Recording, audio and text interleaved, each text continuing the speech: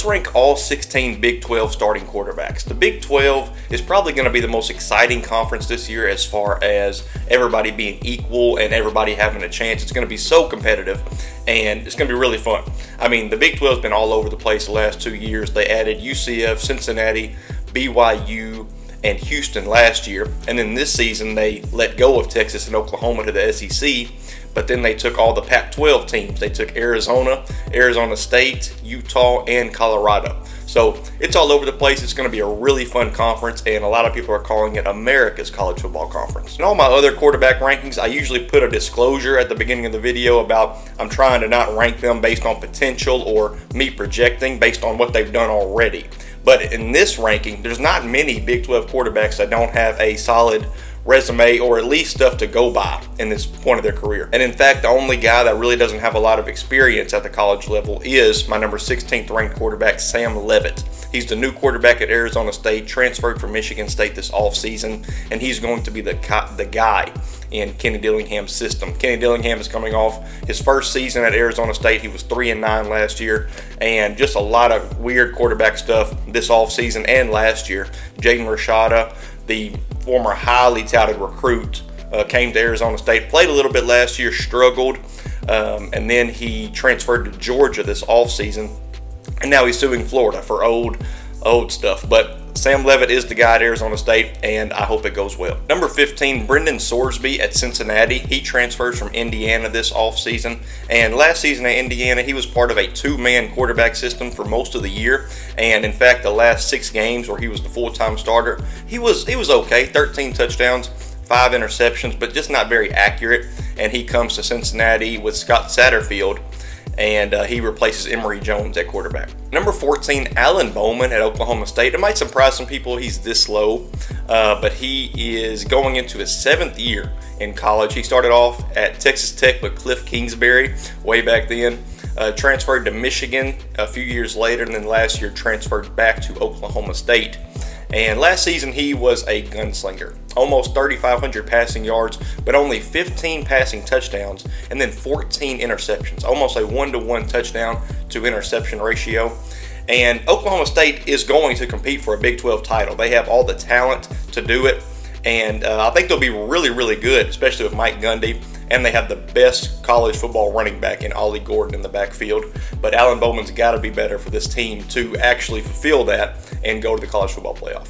Number 13, Gary Bohanan at BYU. Every time I mention Bohanan, I have to say that I played against him in high school, and he was a freak of nature.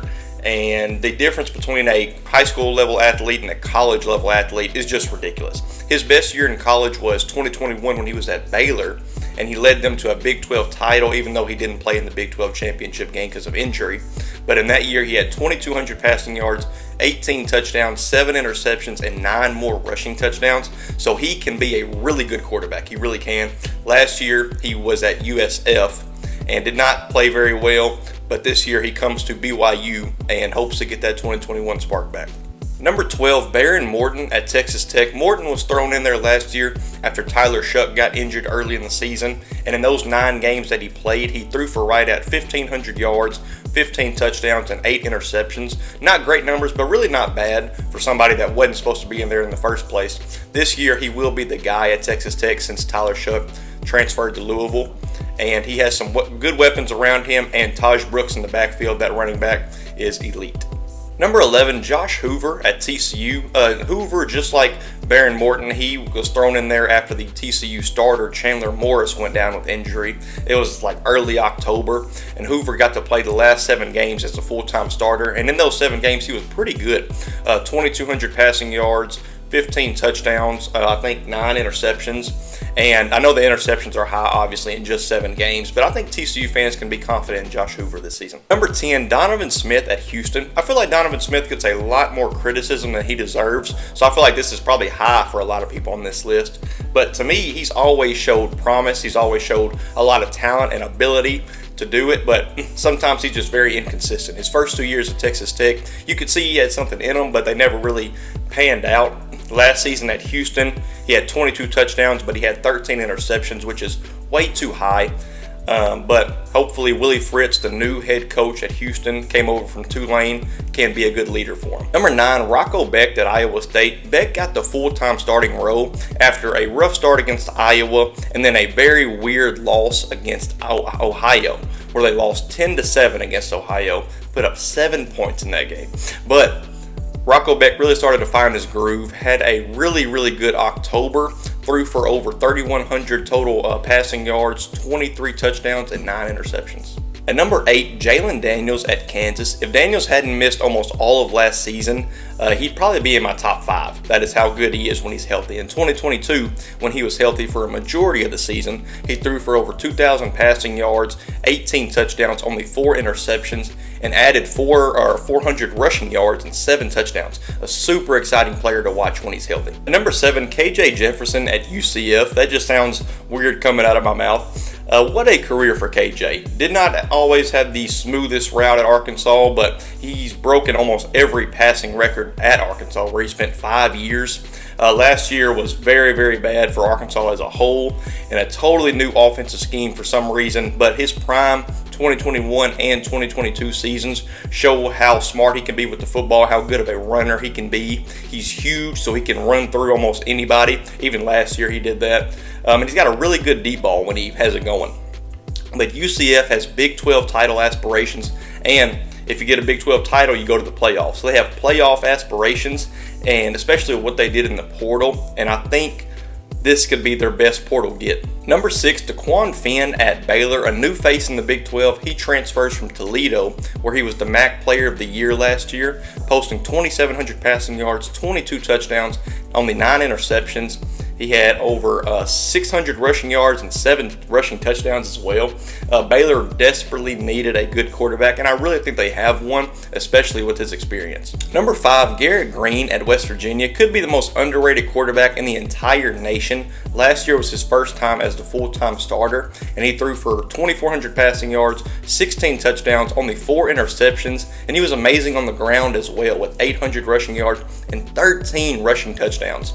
He needs to improve on the accuracy a little bit, but I think he can, and West Virginia can definitely compete in a deep Big 12. Number 4, Avery Johnson at Kansas State. Johnson is going to be a household name in 2024. He is the guy on a Kansas State team competing for a Big 12 title and a CFP spot. They let their starter from last year, Will Howard, walk. Pretty much without any resistance at all, because they knew what they had to fill his role.